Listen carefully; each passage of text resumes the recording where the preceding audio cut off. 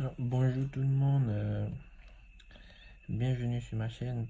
Je vous présente aujourd'hui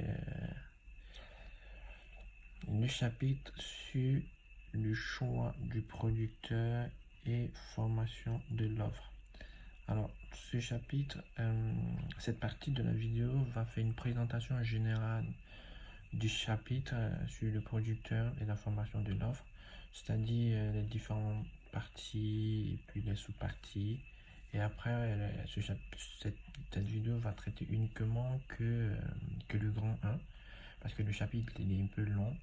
Donc si je veux faire tout le chapitre en une seule vidéo, je pense que ça va être après un peu lourd et beaucoup trop d'informations pour pouvoir assimiler bien tout ce que je vais essayer d'expliquer dans cette vidéo.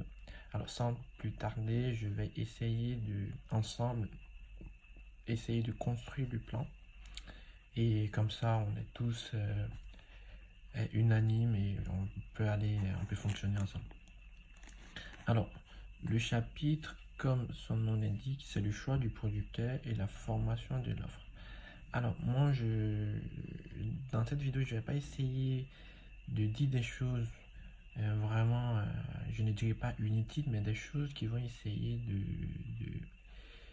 d'étouffer un peu votre compréhension sur des éléments du chapitre. Donc, c'est dans cet objectif, je vais essayer vraiment d'être le plus simple possible et être le plus bref et vraiment dire des choses qui sont vraiment utiles pour avoir une bonne note à l'examen, voilà, et pour une compréhension vraiment géniale. Alors, donc, je disais quoi? Dans la fonction de production, chez le producteur, on a une fonction de production. Ça, c'est la première des choses à savoir. Il faut savoir qu'on a une fonction de production. Et comme chez le consommateur, voilà, j'ai pas fait de vidéo sur le consommateur parce que peut-être que j'aurai l'occasion de le faire plus tard. Mais en ce qui concerne le producteur, il y a deux choses à savoir. Alors, il faut savoir que chez le producteur, le but c'est quoi? Il produit, donc on a forcément affaire à une fonction de production. Ça, c'est la première des choses à savoir.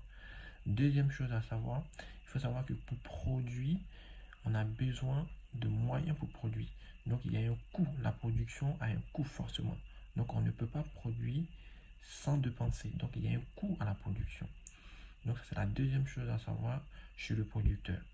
Donc on va essayer de résumer ensemble ce chapitre et on va construire le plan ensemble.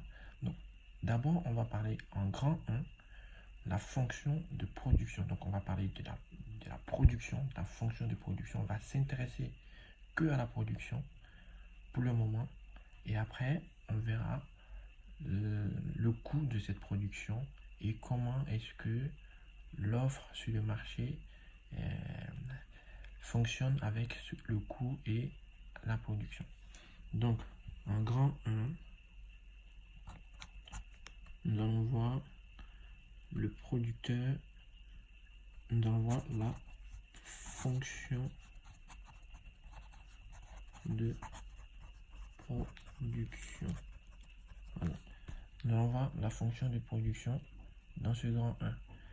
Et dans ce grand 1, nous allons le décomposer en deux parties, c'est-à-dire une première partie, nous allons parler de la fonction de production à court terme. À court terme, donc d'abord la fonction de production à court terme. Voilà.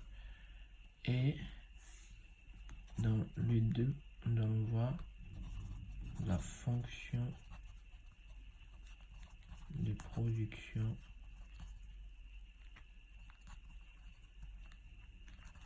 à long terme. Voilà. Donc, la vidéo va se résumer sur ce grand 1 qui est vraiment important et que j'espère que vous allez mieux comprendre.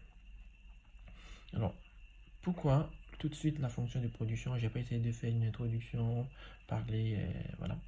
C'est vraiment ce qu'il faut savoir. Il faut savoir que dans la production, chez le producteur, le choix du producteur, on a affaire à une histoire de fonction de production et une histoire de coût de production. C'est l'essentiel et c'est le plus important. Alors, pour ceux qui ne savent pas ce que veut dire la fonction de production à court terme, ça veut simplement dire que, bon, d'abord je vous présente la fonction de production. La fonction de production, c'est comme une fonction normale, une fonction voilà, qui a des paramètres, qui a des variables.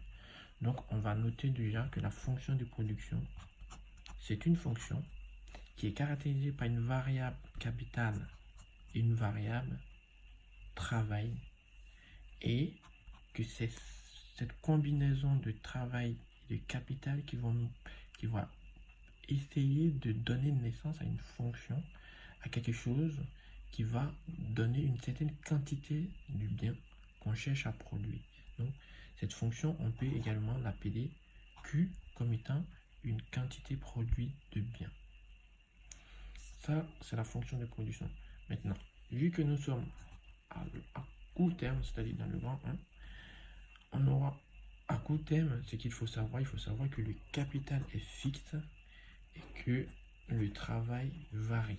Donc ça veut dire que le capital ne varie pas, c'est toujours la même chose, donc ça ne change pas, et que c'est le travail qui varie, qui change.